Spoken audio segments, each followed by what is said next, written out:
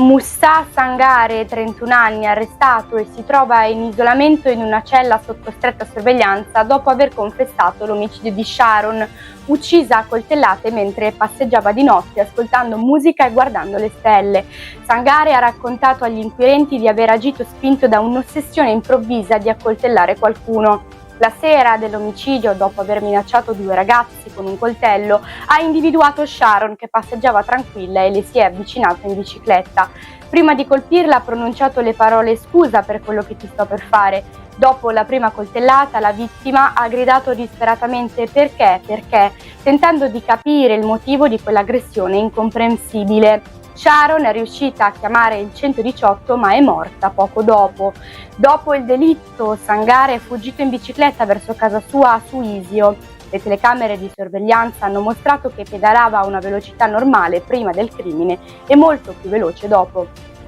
Nei giorni seguenti ha tentato di coprire le sue tracce seppellendo il coltello usato nell'omicidio lungo l'argine dell'Adda e gettando altri coltelli nel fiume.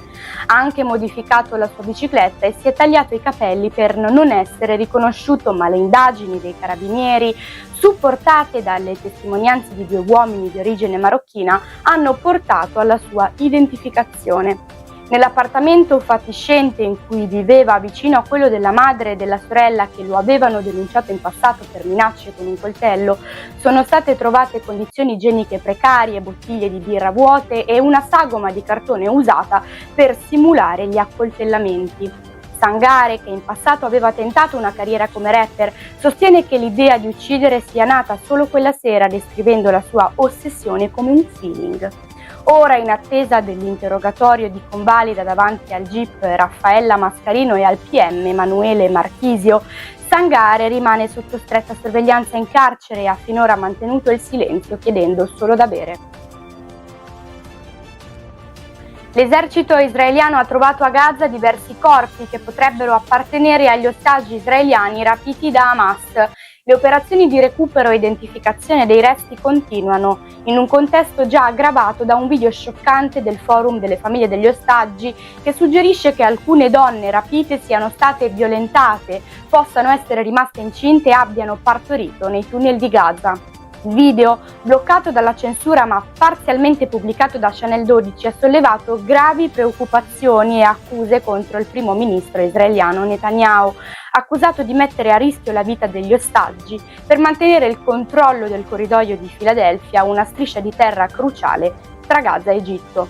Nonostante l'opposizione di alcuni alti funzionari della sicurezza israeliana, Netanyahu ha approvato le mappe per mantenere la presenza militare in quella zona. In Israele la questione ha scatenato un'ondata di proteste con migliaia di persone che sono scese in piazza a Tel Aviv e Gerusalemme chiedendo nuove elezioni. Parallelamente l'esercito israeliano ha intensificato le operazioni antiterrorismo in Cisgiordania, uccidendo decine di militanti e arrestando altri ricercati, mentre Hamas e la Jihad islamica hanno elogiato i terroristi che hanno compiuto attacchi contro insediamenti israeliani. Nel frattempo a Gaza è iniziata una campagna di vaccinazione contro la poliomielite resa possibile da pause umanitarie concordate da Israele e Hamas. Incidente mortale a Fondi in provincia di Latina che ha causato la morte di Maria Grazia Bedin, 24 anni, e ha lasciato gravemente ferito suo figlio di 6 mesi. Maria Grazia viaggiava in auto con il compagno Ali Oxa, anch'egli 24enne, la sorella di lui e il loro figlio più piccolo. L'auto, una Volkswagen Golf, è uscita di strada e si è ribaltata. Alla guida c'era Oxa che ha perso il controllo del veicolo all'altezza di strada Sant'Anastasia. Poco dietro un'altra auto con i nonni e le altre 2 figlie della coppia seguiva la Golf. Sul posto sono subito intervenuti i soccorsi, ma per Maria Grazia non c'era più nulla da fare. Il bambino di 6 mesi è stato trasportato in eliambulanza all'ospedale Bambino Gesù di Roma, mentre la sorella di Oxa è stata ricoverata in gravi condizioni in un ospedale locale. Oxa, ferito lievemente, è risultato positivo all'alcol e alle droghe nei test tossicologici effettuati in ospedale. È stato posto agli arresti domiciliari della polizia stradale di Formia. L'incidente è l'ennesima tragedia sulle strade della provincia di Latina, dove solo dall'inizio di luglio si contano già 14 vittime, tra cui molti giovani. Negli ultimi giorni altri incidenti mortali hanno funestato diverse regioni d'Italia, tra cui un incidente a Doppiobello, Rovigo a Cremona sulla statale Ionica in Puglia e un grave schianto sull'autostrada A23 tra Gemona e Carnia che ha ferito 26 persone, di cui 3 in modo grave.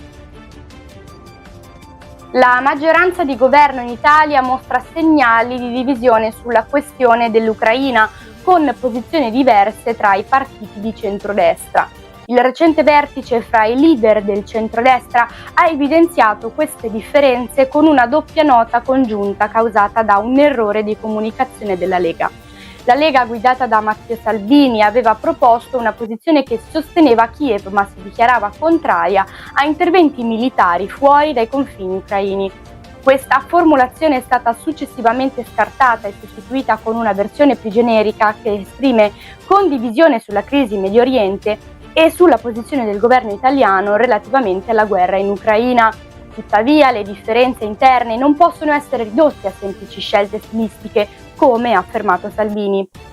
Nonostante le divergenze, la linea ufficiale del governo sostenuta dalla premier Giorgia Meloni rimane invariata nel supporto a Kiev contro l'aggressione russa. La Lega, nonostante le sue diverse sfumature di opinione, ha sempre votato a favore delle misure di sostegno in Parlamento. Tuttavia la comunicazione della Lega è stata più ambigua. In linea con la sua adesione al gruppo dei Patrioti a Strasburgo, Giorgio Mulè di Forza Italia ha criticato Salvini sostenendo che sull'Ucraina contano gli accordi presi in Parlamento. La situazione offre all'opposizione l'opportunità di attaccare. Le tensioni all'interno della maggioranza saranno ulteriormente messe alla prova quando si ridiscuterà l'aumento delle spese militari nella prossima manovra finanziaria. Nel frattempo il ministro della Difesa Guido Forsetto ha manifestato la sua frustrazione per i ritardi nella consegna del sistema di difesa Arias-AMP-T all'Ucraina, a causa delle aziende italiane che hanno sospeso il lavoro durante le ferie.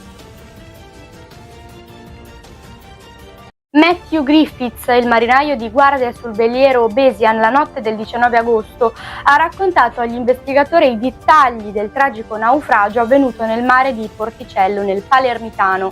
Quando il vento ha raggiunto i 20 nodi, Griffiths ha svegliato il comandante Catfield, che ha immediatamente ordinato di allertare tutto l'equipaggio. Griffiths si è poi occupato di mettere in sicurezza la nave, ha riposto i cuscini e le piante, chiuso le vetrate del salotto a prua e alcuni boccaporti. Secondo il suo racconto, mentre la tempesta infuriava, la nave ha iniziato a inclinarsi pericolosamente, costringendo l'equipaggio a camminare sulle pareti. In quel momento di caos, Griffiths e gli altri membri sono stati sbalzati fuori bordo dall'inclinazione della nave. Nonostante la difficile situazione, sono riusciti a risalire a bordo e hanno fatto il possibile per salvare le persone presenti. Griffiths ha raccontato che anche il comandante Catfield si è distinto per il suo coraggio, riuscendo a mettere in salvo una bambina piccola e sua madre. Il marinaio non ha fornito dettagli sui portelloni della nave poiché non erano di sua competenza, ma il suo racconto evidenzia la drammaticità del naufragio e gli sforzi dell'equipaggio per gestire l'emergenza e soccorrere i presenti.